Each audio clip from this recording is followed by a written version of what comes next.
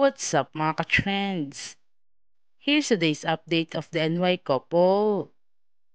Today, on NY's activity, the NY couple released their happy memories of 2023.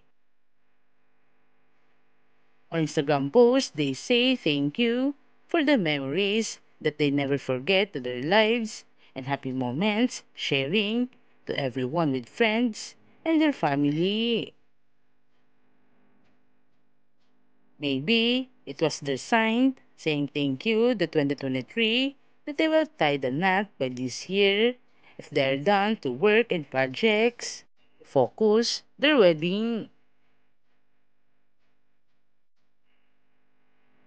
As of now, today, Rosaya continues her holiday vacation together with her family in Norway. Mama Mapla uploaded and captioned it, walking on the icy water for the first time in my life. I want to decorate it on my IG, walk to turn on the heater.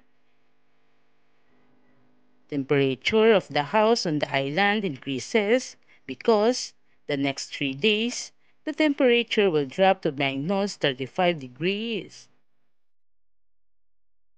She also said if she didn't turn on it on more, the water may break and it takes until she can breathe air in her lungs.